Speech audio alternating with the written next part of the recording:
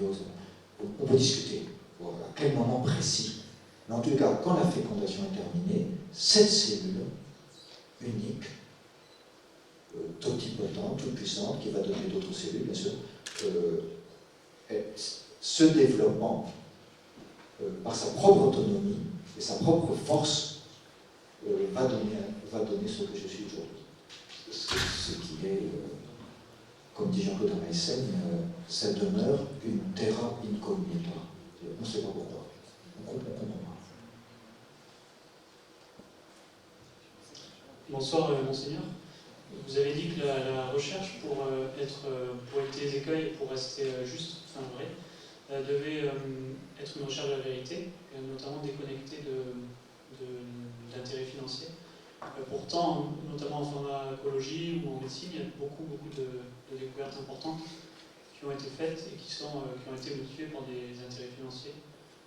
Également, peut-être dans le domaine militaire, il y a des recherches qui ont été faites initialement dans le militaire et qui ont eu des retombées très positives sur d'autres domaines de la science. Est-ce que vous pouvez nous éclairer sur ce point? Non, bien sûr, vous avez raison, la recherche scientifique a besoin de financement. Et donc le financement est très utile. Et si c'est par des financements privés, ça aide considérablement l'État, qui n'a pas de financement. Donc bien sûr. Mais il y a un risque de se lier à un financement privé qui a forcément un intérêt. Vous voyez, quand un conseil d'administration d'une société de pharmacologie décide d'allouer 200 millions à un laboratoire de recherche, ben c'est sûr que les administrateurs, ils veulent un retour sur investissement.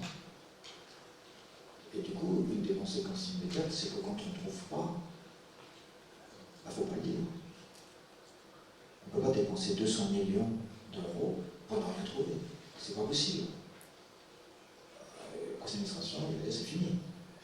Mais si une deuxième fois, parce qu'on va nous convaincre qu'il y a une recherche qui est immédiatement possible, j'ai entendu en bioéthique depuis que je suis à la bioéthique, le nombre de fois où on nous a dit mais non, il y a un essai clinique qui va arriver.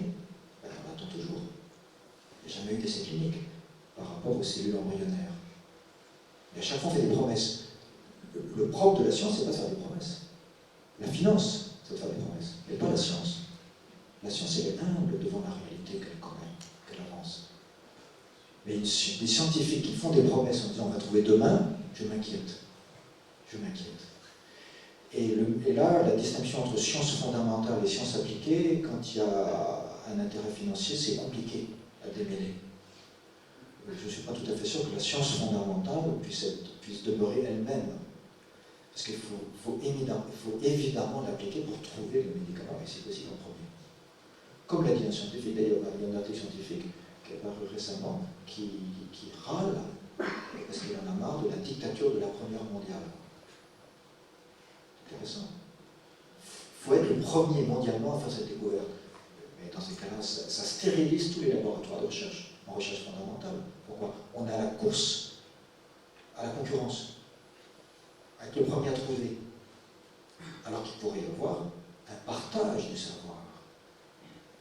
Alors que les laboratoires s'entraident les uns les autres à travers les différents pays du monde pour que la progression dans la connaissance s'accélère, à mon avis, ça irait beaucoup plus vite que si on était lié à des intérêts économiques pour être les premiers à découvrir et le mettre sur le marché pour le vendre.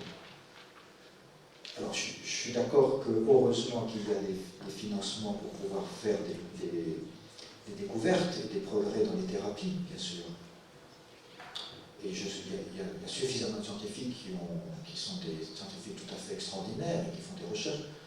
Je pense par exemple, je ne vais pas faire de politique ici, mais quand même, vous lisez les journaux comme moi et vous regardez la télévision comme moi, enfin c'est quand même impressionnant que quand certains font des découvertes scientifiques, elles sont mises sous le boisseau et elles sont comme tout d'un coup, comme par hasard, elles apparaissent avec un fracas médiatique fantastique et comme par hasard, l'Assemblée nationale discute de la loi le lendemain. Comme par hasard. Alors qu'il y a d'autres scientifiques qui font des découvertes extraordinaires, ça n'apparaît pas dans les médias, et je vois des enfants qui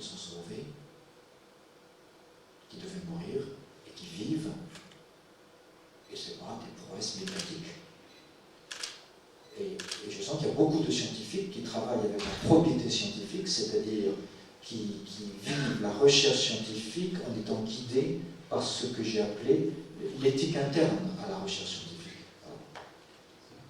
Et ça va être encouragé.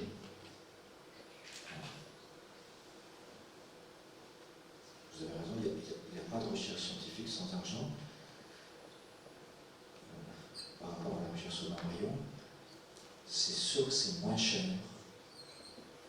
que l'embryon animal. C'est sûr.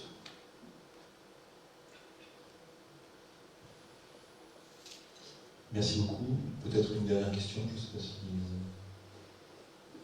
Donc à ce moment-là, on va pouvoir passer directement au buffet, donc j'invite à nous recevoir.